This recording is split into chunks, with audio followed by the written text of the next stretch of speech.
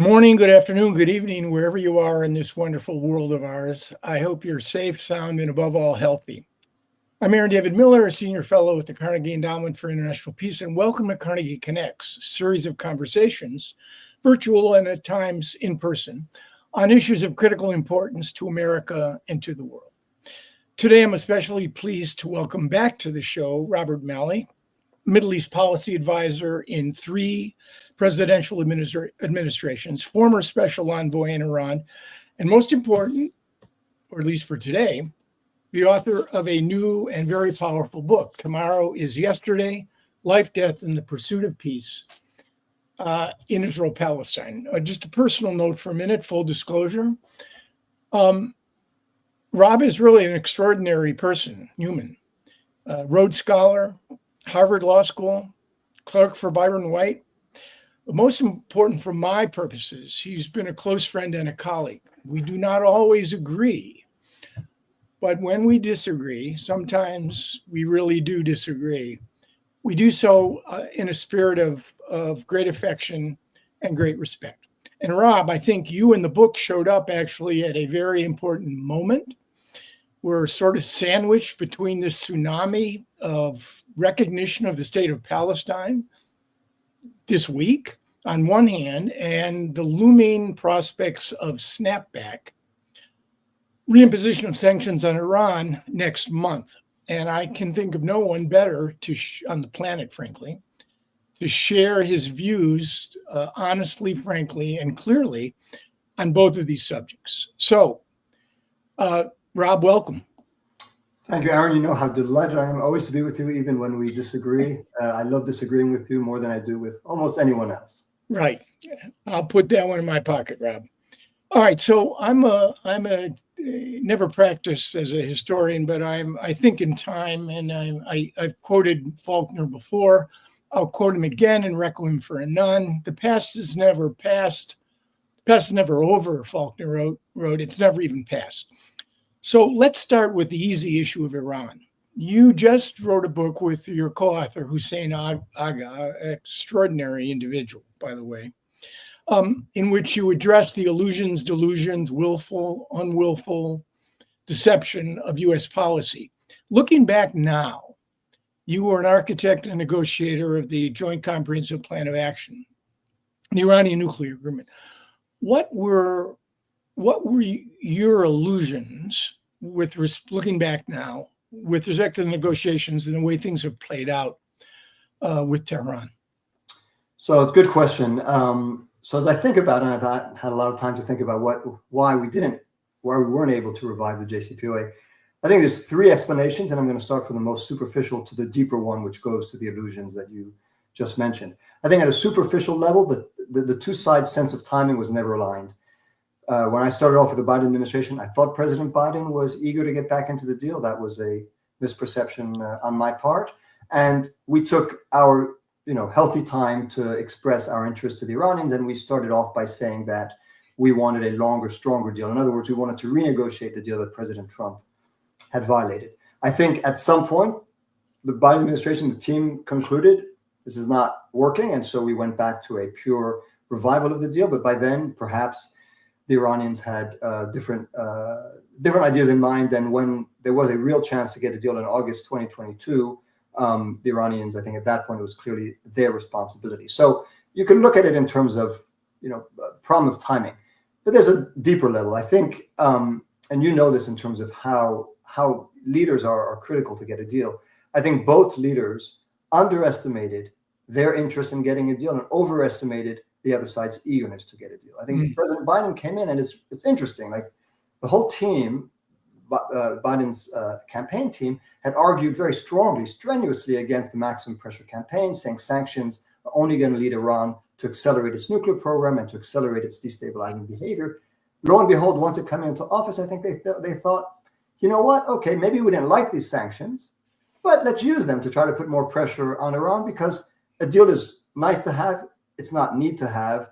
And let's see if we could, time will be on our side. The more pressure builds on Iran, the more it's going to give in, and we're not in a hurry. I think from the supreme leader's point of view, getting a deal might have been something he thought of, but he had zero trust in the U.S. He was scarred by the experience of the company and was He felt, I get a deal and then they're going to violate it the next time a president comes into office. Time is on my side because I'm going to keep building the nuclear program until I have so much leverage that they're going to have to give in. So that's second level. The third level, and where I may, and I look back at the illusions, perhaps even of the JCPOA, it's something I'm struggling with. The question was whether it was ever possible to compartmentalize the nuclear issue and to say we're going to get a nuclear deal, even without addressing all the rest.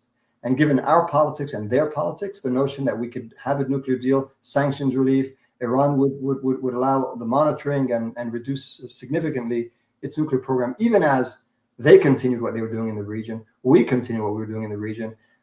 In hindsight, I'm not sure that it was ever really something that could happen, given, again, our politics and theirs. And maybe we were deluded on that score. Yeah. I mean, just again, on the Obama JCPOA, and negotiators, and I speak from experience here, can fall in love with their own handiwork. And some people saw the JCPOA as Satan's finger on earth.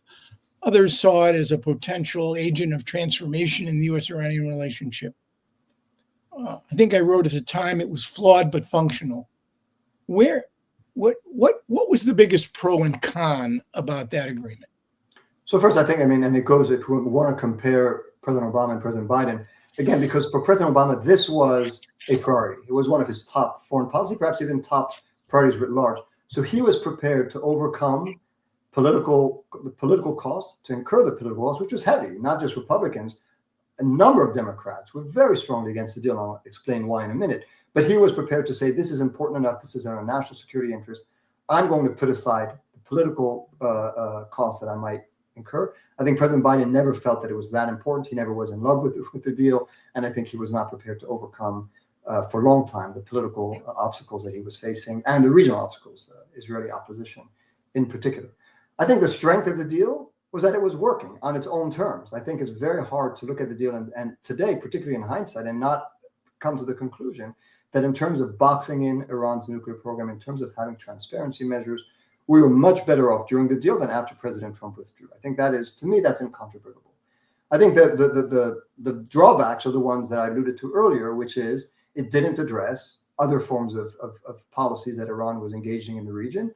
And at some point, it would have expired, or at least some of the key restrictions would have expired, and we would have had to either at that point resume the sanctions and the pressure or negotiate a follow-on deal. So I think, unless Iran had changed its posture by then. So I think on its own terms, it was a very strong agreement, and I think most nuclear experts would agree to that. I think, it was what it was, and it didn't claim to be transformational. At least President Obama never sold it as a transformational understanding. I think he understood it was transactional. He saw it as an arms control agreement, and he thought, let's take a page from the way we dealt with the Soviet Union or with others. At least we're going to put to rest the issue that is most contentious and most dangerous for us. The difference with the Soviet Union, of course, is that, we had to do with the Soviet Union because they were a superpower. Right. As I said, for other presidents, not Obama, this was nice to have, not need to have. And so if Iran engaged in other behavior, it cut against the merits of the deal. Right.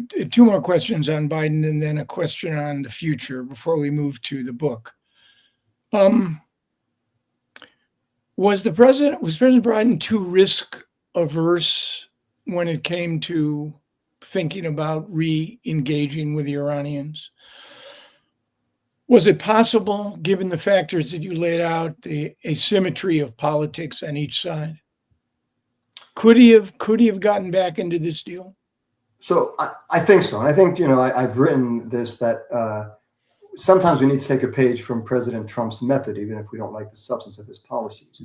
He is untethered to political constraints. He's untethered to the notion that, you have to be careful how Congress is going to react. Now, of course, President Trump is President Trump, and he's unique in that regard. But I think that if President Biden had decided early on, we're going to do this, and I thought that was the plan. We're going to do this. We're going to rip the Band-Aid early. Yes, there's going to be some political blowback by the time of the midterms, let alone the time of the presidential election 4 years later. It's going to be one among 1,000 things that will have happened. And so the sooner it happens, the sooner you could prove that it works. So I think that was a risk worth taking. Again, I don't know, and I have to sit here with a lot of humility. I don't know whether the Iranians would have gone for the deal because they always had this fear. Yeah, we do the deal, and then 4 years later, the next president withdraws. But from a U.S. perspective, which is what I could speak about most authoritatively, I do think that we were afraid of our political shadow. And that's not a way to make a deal when that deal is, by definition, going to be controversial. You either bite the bullet or you decide you're not going to try. What allowed Obama to do it? I think he, and both you and I have served in different administrations. You know when something is viewed by the president as a core national security priority. They go all out. They're prepared to, again, to buck the political winds. They're prepared to take political risks. They're prepared to flex their muscles. And President Obama, I saw it in a way as I haven't seen on almost any other issue I worked on. He was determined, once he was satisfied with the substance of the deal, he was determined to get it through. And he played hardball with members of Congress, with the Israelis, with others. That, again, I don't think there was the same level of prioritization under the Biden administration. So that ingredient was always lacking. One brief question on your personal status during the Biden administration. Your security clearances were suspended. It's a very hard process to go through. What was the ultimate disposition there? So first, I want to say, I think I've said this before, but I didn't know then what they were looking at. The claim was that I had mishandled classified information. I don't know what they were referring to. They never told me what they were referring to. I still don't know what they were referring to. I may never know what they were referring to or looking at. I do know that after roughly 2 years of the situation, the Justice Department notified my lawyers that they had closed the investigation. So that's the status today, which, it is what it is. Yeah, I'm sorry, Rob, you had to go through that, and I'm delighted the case is closed. All right, the future. A lot has happened between the JCPOA in 2015 and now. I'm sure you've thought conceptually about where we go with the Iranians from here on in. Breakout, intermittent conflict with the breakout to a nuclear weapon, the possibilities of getting back into some sort of an agreement, an environment of no peace, no war. After all, we lived with that from 2015 to 2024. Pretty extraordinary. 9 years with no major conflict. Obviously, that's changed now. 12-day war between Israel and Iran, and then an unprecedented strike by an American president, Republican or Democrat, on 3 Iranian nuclear sites without triggering any sort of regional conflagration. It really is extraordinary. But where do you think we go from here? First, I think it's worth pausing on what you just said, because whenever something happens that shakes preconceptions, I think it's worth thinking about. If somebody had told me a few years ago, just as you said, Israel will have decimated Hezbollah's military arsenal, got taken out Iran's air defenses, taken out a big part of its missile program and its nuclear program. And as you say, the reaction would have been, no, it wasn't nothing, but it was, all things considered, relatively minor. I think it means that we need to pause and wonder what we had got wrong in the years preceding. Now, I'm not in favor of a military strike, even if the consequences were minor, because I think we are today in a position where Iran has greater incentive to build a program over which we have less knowledge and transparency. So and who knows where we'll be a year, 2 years, 3 years. Iranians have a long memory, and they may at some point decide to try to get a bomb. I think right now, if I were, and I try to put myself in different people's shoes, if I were in Iranian shoes, I would not know that I would play with the notion of resuming a nuclear program, knowing the degree of penetration, technical intelligence, and prowess of the Israelis and President Trump's willingness to use force. So I think the one asset they have, the one card, to use an expression President Trump likes, is the uncertainty. People don't know what happened to the 400 kilograms of 60% enriched uranium, so they don't know where it is. So that's their card. Now, it's not a particularly powerful card, but it's hard for them to give it up, which is one reason why, despite these negotiations that are taking place right now, it's hard to see how they're going to avoid snapback. Yeah. I'm hearing there's last minute attempts, but I think at this point, the Iranians want to hold on to the one thing they have. And from the American point of view, how much can Iran offer right now? So they're not prepared, or the Europeans, neither one is prepared to pay Iran a lot for them to give up whatever enriched stockpile they have and allow the inspectors in. They're prepared to pay something, but not that much. And since it's the only cards the Iranians have left, they want a big price for it. So there is a asymmetry in how each side is viewing the leverage or the assets they have. I mean, I think it's fair to say, like almost every other problem in this region that I could identify, there doesn't appear to be what you would call a conflict ending or determinative solution. We're going to be living with enormous uncertainties, both with respect to Iran's regional behavior and a nuclear issue for, I think, quite a while to come. I think that's cool. I think I'm sorry. Who knows what happens to the Iranian regime, but as long as Right. it's there, I think it's very hard to overcome, decades upon decades of a conflictual, distrustful, mistrustful relationship. Right. Okay, now to the book. Here it is again. Tomorrow is yesterday. What prompted you to write this book? And then to choose Hussein Agha as a co-author? It's not that I chose Hussein Agha. We both came up with the idea together. As you know, he and I, and we just described him as an extraordinary personage. I said how much I enjoy disagreeing with you. I disagree with him, and we fight almost every day. But I think it ends up enriching my understanding of the region. So I couldn't have done this without him, and this is a very much a joint project from beginning to end. I think two things. On the one hand, it was this notion of trying to be an answer to the people who are saying the answer now, the solution is get rid of Netanyahu, get rid of his right-wing coalition, get rid of Hamas, reform the PA, recognize a Palestinian state, these quick fixes, which you and I have heard being bandied around for so long. And when you look at where we are today, which is why we call the book Tomorrow's Yesterday, and you mentioned Faulkner's quote, which is very apropos as well. Yep. We are now today, and you're a historian, so we are now today, and we try to describe it in the book, in so many ways, the dynamics we're witnessing today are the dynamics that were witnessed back in 48, in the 50s, and the 60s, in terms of Palestine, complete sense of loss, being adrift without a leadership, without any coherent political program, and being subject to unspeakable massacres in Gaza, being forced to leave and then leave the place from which they left, and then to which they went, and then the third time again, bombed and then bombed in the places where they sought refuge. So there's really a relapse towards about that. And I think many Israelis, when they were attacked on October 7th, thought this is a reenactment of when we were threatened in our very existence, whether it's as the Jewish people during the pogroms or during the Holocaust or during the early 1948. And other factors that we mention are so reminiscent of the past in so many ways. And so our conclusion was, if after 30 years of this peace process that you and I participated in, you for longer than I did, or earlier than I did, if after all this time, this is where we are, we're back to those dynamics, we're back to the essence, the raw essence of this conflict, then something clearly went wrong. And we were deluding ourselves about what we were trying to do during all those years, because you can't explain where we are today without looking at everything that happened beforehand. And what happened beforehand is the peace process, the Oslo process. There is a unfortunate direct line between that and the situation we face nowadays. Yeah. I have to say, this was a very tough book for me to read. Reasons that will become clear when we talk about the U.S. role. You're very tough in this book. You're tough on the Israelis. You're tough on the Palestinians. You actually, I think, are tougher on us than the other two. But I had one question about symmetry. It's a triangle. It's always been a triangle. You've got the U.S., you've got the Israelis, you've got the Palestinians. Could add the Arab dimension here, but for the last decades, Arab involvement is relatively recent, and unfortunately, I think we missed a big boat by not involving the Arabs earlier.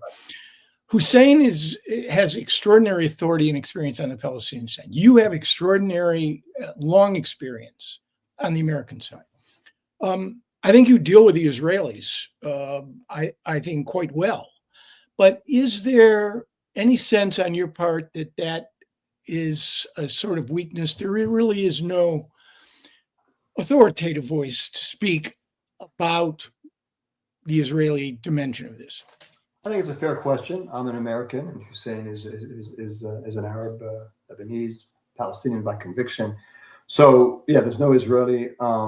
I think what we tried to do, and the readers, and I've spoken to a number of Israeli media personalities and others to try to get sense. Did we really reflect to some extent, as well as we could, some of the emotions that they're feeling today? And we say very clearly that from an Israeli perspective, they feel like every time they're the one who has to pay for the faults and the misdeeds of others. So they have to show the restraint that their opponents don't.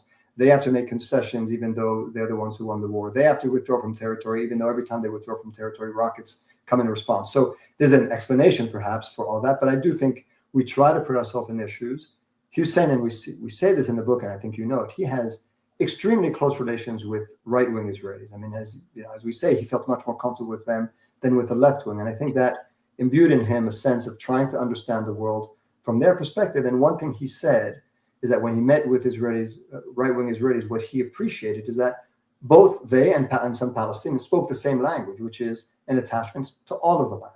Neither one viewed this as, oh, let's just draw a line and then what's yours is yours, mine is mine.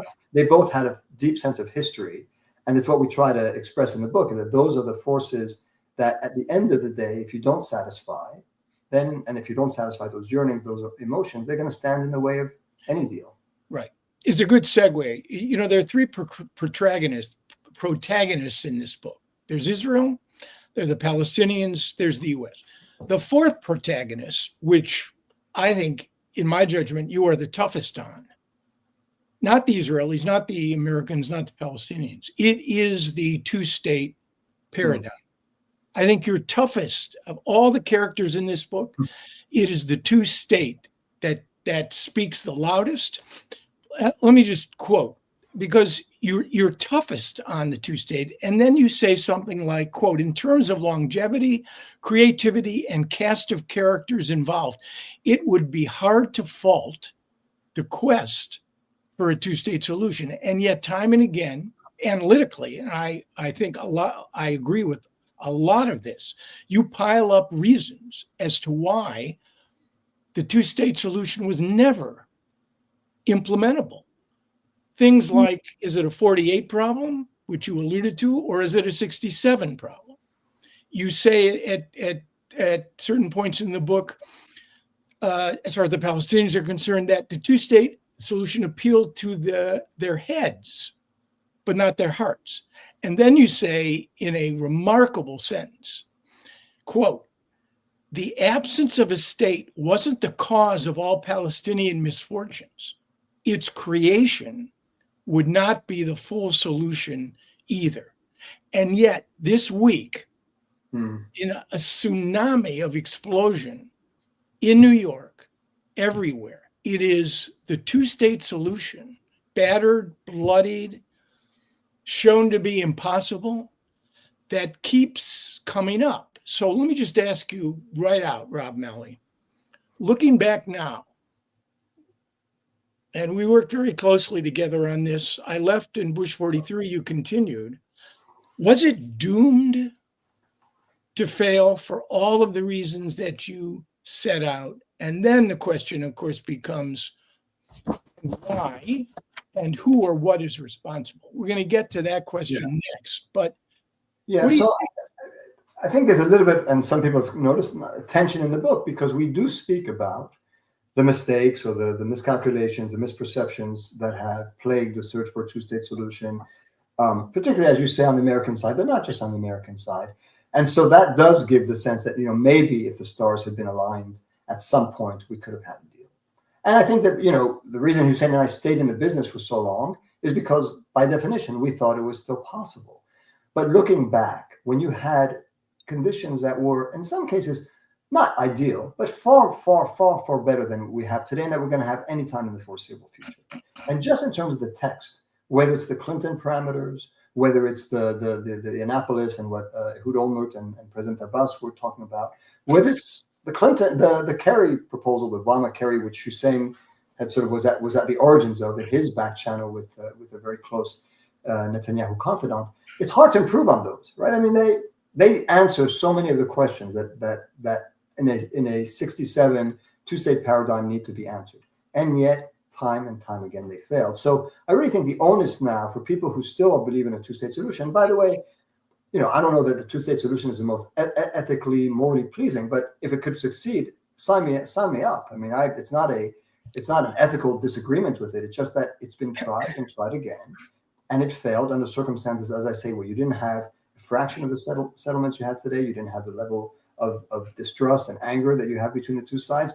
Where you had a Palestinian under Yasser Arafat, a Palestinian leader who actually could get things done and who could represent his people. All of that is gone, and we could go on and on and on.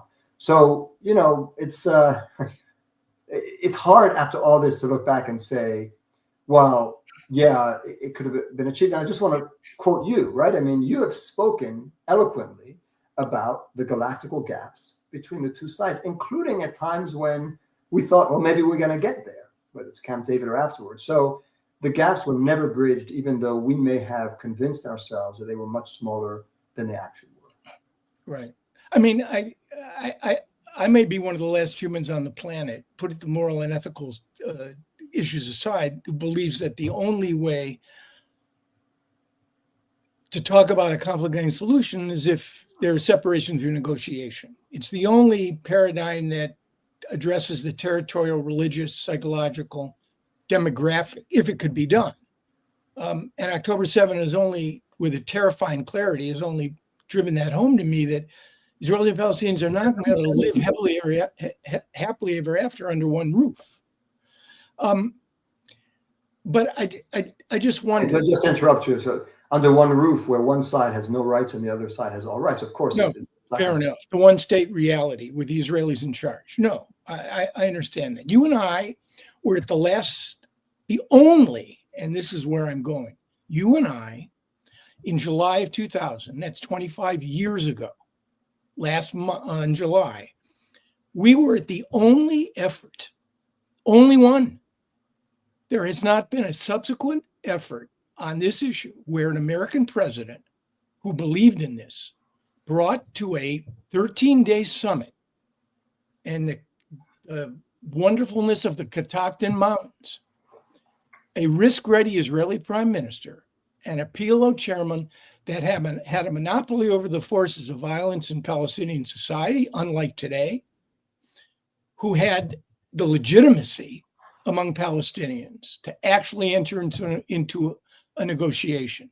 Is it conceivable, Rob? I know I'm straining the Browns of credulity to the breaking point, to basically argue that, in fact, I hear the critics laughing even now, that the proposition has never fully been tested.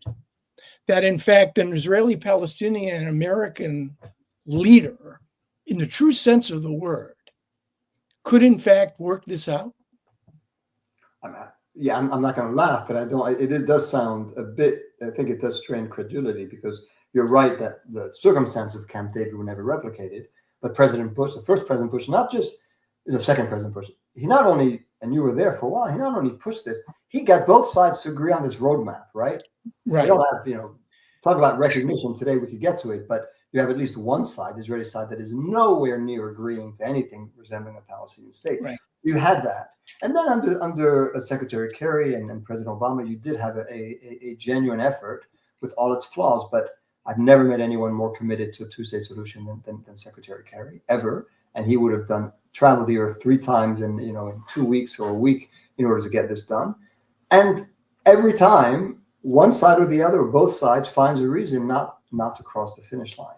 And again, today we're in a much worse situation than we were then. So to say we haven't tested the proposition, I don't know what it would take. I mean, it's reminds me of that scene in Monty Python where one of the knights loses an arm and the other guy says, I won. He says, loses another arm. I won. And the knight who has no arms and then no legs keeps wanting to fight. At the end, he says, let's call it a draw. So it's like the two states is wants to say, well, now let's say that it's still doable. At some point, don't we have to conclude that it didn't work, that it's failed, and it's failed for reasons that are not simply, the Americans didn't put enough pressure or the Palestinians didn't have the right leadership because when do you think we're going to get all of those stars perfectly aligned? If it happens, I say, God bless it, but there's a reason why it hasn't right. Happened. I mean, I'm getting ahead of myself, but I want to quote, I was going to save this line for the end, but you gave me a perfect opening. You say the book isn't a, quote, recipe for despair, but then you write, quote, there comes a time when even the most optimistic among us must abandon their faith. In the two-state solution. Right. As a simple proposition, though, Rob, I don't I mean, since neither you nor I can see what's in front of us. I have children, I have grandchildren. I don't have the right, do I, to say never and or to mortgage their future. I'm sorry, but never to what? Never. I mean, you have the right to say the two-state solution. We've tried it; it has failed, and today it's very. I mean, could you imagine today Israel agreeing to what the Palestinians rejected? No, 1,000 times no. I cannot. But so does that mean? So what we try to say is that it is not optimistic. It's not to have faith to say, as so many European leaders are now saying, irreversible path to Palestinian state. We're going to recognize a Palestinian state. And then you listen to them and they say, how are we going to get there? Well, at some point, we're going to have to resume negotiations. Okay. And the negotiations are going to lead to nowhere. Right. So that's as we said, that kind of optimism is lethal because it leads to the impasse. It creates expectations. And then when they collapse, you have violence. No. Right. So then we think of other outcomes. Does it have to be a partition between two states? I don't know. I mean, don't misunderstand. It was the Clintons who, and I remember after briefing the president, he walked out and said, trying and failing is better than not having tried at all. I thought to myself, that's so quintessentially American. I really like that. That's a more appropriate slogan for the University of Michigan football team than it is a substitute for, because failure hurts, it costs, and it diminishes credibility. All I'm saying to you, Rob Malley, is that, no one believed apartheid would end the way it did. It ended largely because of leadership. So all I'm saying, I want to move on. But let me push back on that. Yes, and some of the ideas that we mentioned in the book, whether it's confederation, federation with Jordan, some form, and a number, I'm sure you know these people who are thinking of ideas of softer partition between the two so that you could address, you could address questions like, what are you going to do with 700,000 Jewish settlers in the West Bank and Jerusalem? Right. You tell me. You're going to kick them all out? Or most of them out? It's not going to happen. And what are you going to do about the millions of Palestinian refugees whose rights, it doesn't mean they get to return and be citizens of Israel, but how do you address that? And again, you're a historian, and so you know that those things, they don't go away. And the Israeli-Palestinian conflict, which was an Israeli-Arab conflict at the beginning, between 48 and 67 had nothing to do with the lines of 67. It had to do with Palestinian refugees. It had to do with 48. And a lot of the Israelis who I've met over the years have told me point blank, we care more about Hebron than about Tel Aviv. So those two things make me think, maybe we've been misdiagnosing the conflict and thinking that it can be resolved in ways that don't address these very deep yearnings of both sides. Now, again, I don't know what the alternative looks like. Is it some form of, as I say, much softer form of partition? Is it a confederation? Is it a federation? Is it something else?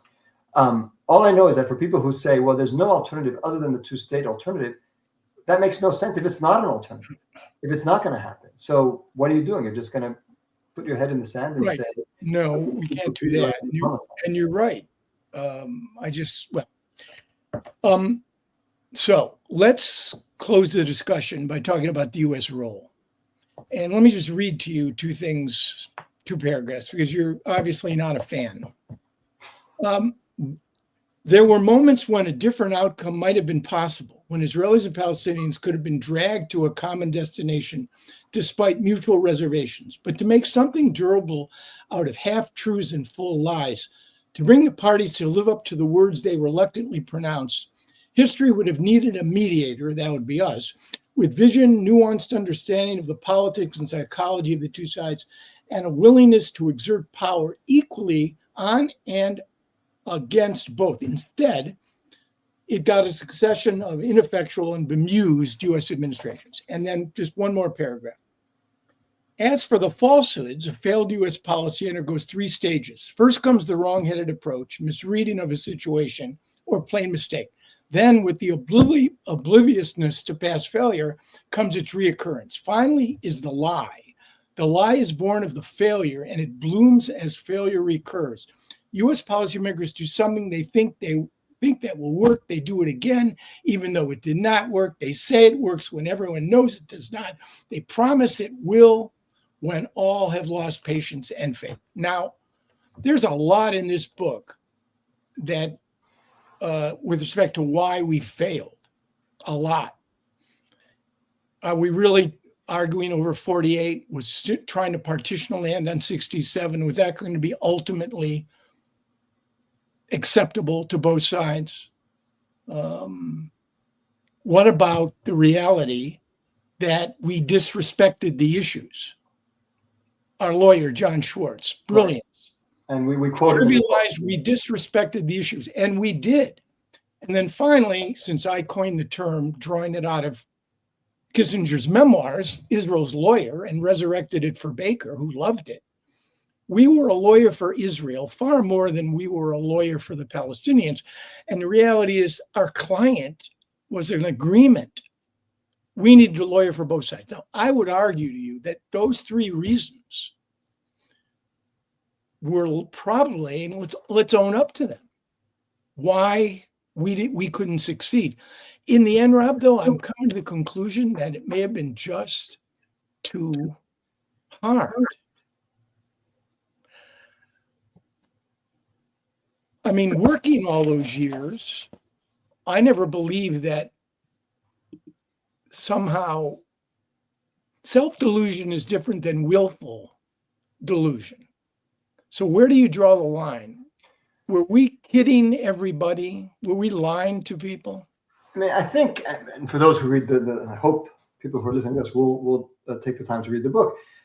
We say there's sort of, it's hard to draw the line between illusion, delusion, deceit, and lie. One morphs into the other, right? I mean, I agree with you. I think, and we say it, when we went to Camp David, I don't think we were lying to they were lying to ourselves. We weren't lying to others. I think we genuinely believed.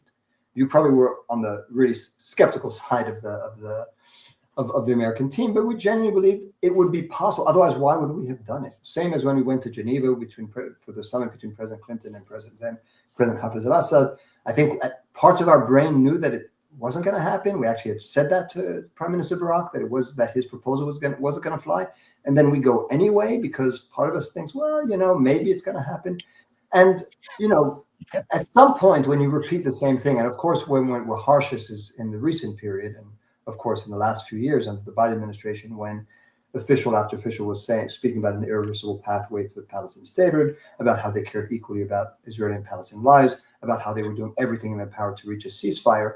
That's sort of the epitome of when, and you tell me, were they lying to themselves, lying to others? I'm not sure which is a better look, right? Is if you're naive enough to think that what you're saying is true, or whether you are willfully deceiving.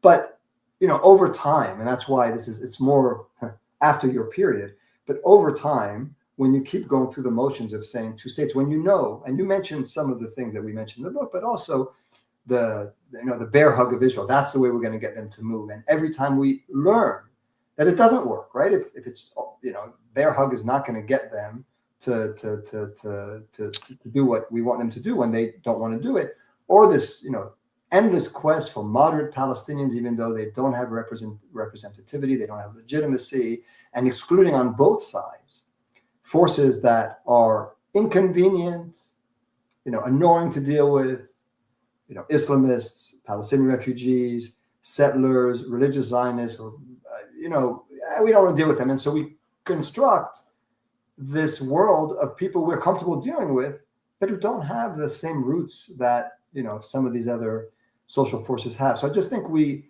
keep going through the same thing, and at some point, again, I don't know if we're deluding ourselves, lying to ourselves, or and therefore lying to others, but it is a continuum, and over time, I think some of the things that we the Americans said, are very hard to distinguish from deceit. And again, I look at the latest period, which is the toughest, because it's where the U.S., I would say, was enabling massacres and what an increasing number of organizations are calling a genocide.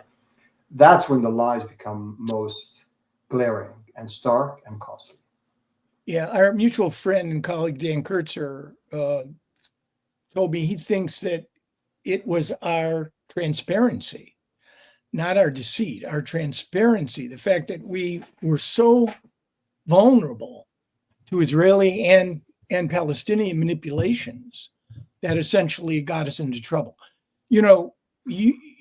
Kissinger, Carter, and Baker, right? The three Americans that accomplished something. I wasn't around for two of them, but I was around for Bush and Baker.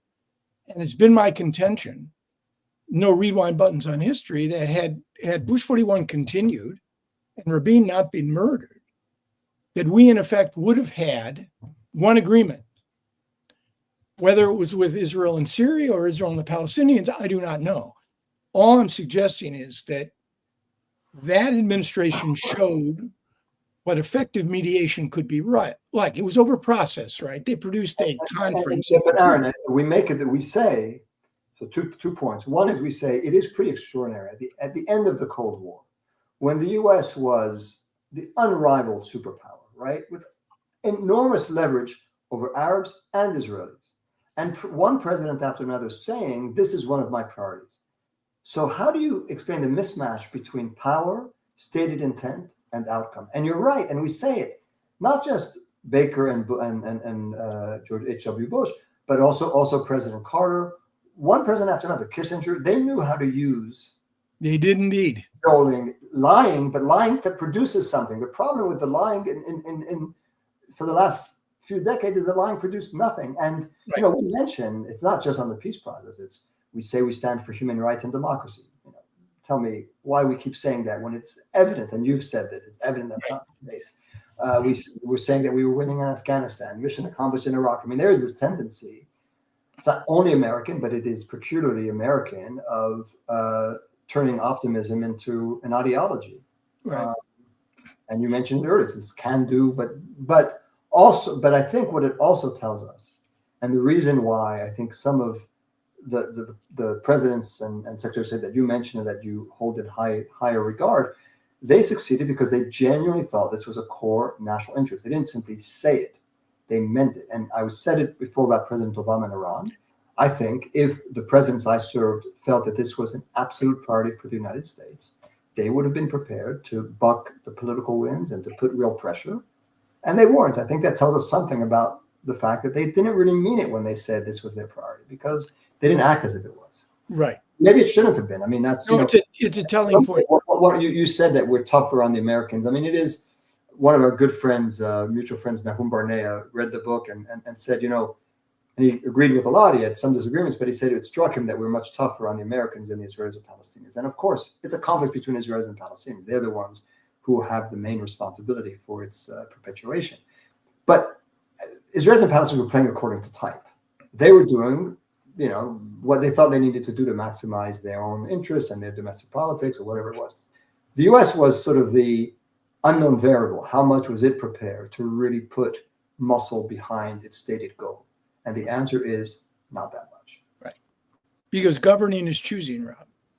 It's setting priorities, right? But then if you do that and you exclude others, you say the Arabs can't have a role, we're going to keep others at arm's length. So you sort of say we're going to monopolize this process, but at the same time we're choosing not to prioritize it. Right. Then you're really hurting the outcome. So a question, had you been working on October 7th, watching what we've watched now, a year and a half of Biden administration and 9 months of the Trump administration, would you have resigned? So, you and I have served in several administrations. We often have issues on which we disagree, and we have to make compromises with that between our convictions and our desire to serve, and also the notion that maybe we can make a difference, even if we don't agree on everything. I would like to think that I would have resigned, because this was not a matter of a tactical difference. It was not a matter of something. It became emblematic of U.S. policy. I think it's a blemish, a scar that we're not going to be able to overcome, far worse than Iraq, in my view, because this is a case where we enabled, participated in, fueled, again, what increasing number of organizations are calling a genocide. So whether it's crimes against humanity, war crimes, genocide, we not only, it's not like we turned a blind eye, we continue to fuel it because we continue to provide the weapons without which they couldn't have continued. So it's very, I get that it's always a difficult decision. You have to think of loyalties, of career, of whatever. But I very much would like to think that I would have resigned. I think there are many members of my, my friends and colleagues and others who never would have understood how to not resign. So anyway, that's the most honest I can be, having not been there with that choice presented to me. I don't want to say for sure, but I would like to. Right. I mean, the headlines look bad and the trend lines look even worse. I mean, one thing I cannot understand, and I've shared this with you before, we're now entering the third year of this war in a matter of 10 days or so.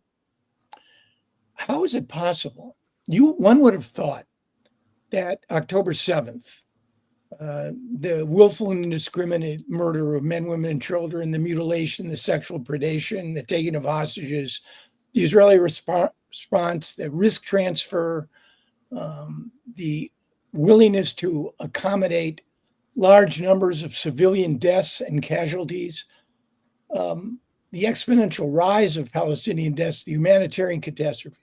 You would have thought that if the Palestinian issue had any resonance and relevance in the world today, that the three basic power centers that constitute the international system, key European states, key Arab states, the Biden administration, I'll mention the 9 months of the Trump administration, that all of them would have sought to do more, to prioritize, to offer incentives and disincentives, to impose costs and consequences, to create a vision to lead Israelis and Palestinians out of this horror. And yet the Europeans have virtue signaled. The Arabs have emerged from Doha with nothing. The Biden administration failed to impose a single cost or consequence on the Israelis. Trump administration reversed everything the Biden administration did do and seems content to acquiesce in the continuation of the war. How do you reconcile the relevance of the Palestinian issue with this? So my first reaction would be that people don't really care.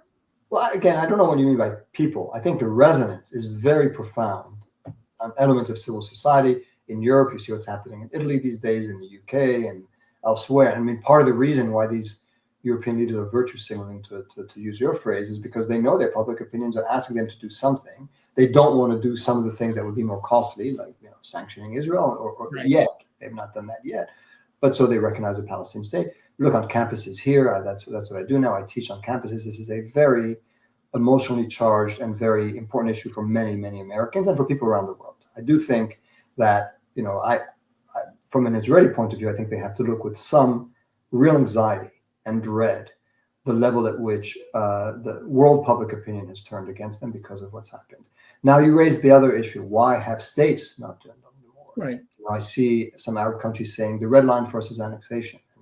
To quote some of my friends, the red line is annexation, not genocide. I mean, it is, right? I mean, maybe the red line will always be the thing that Israel hasn't done.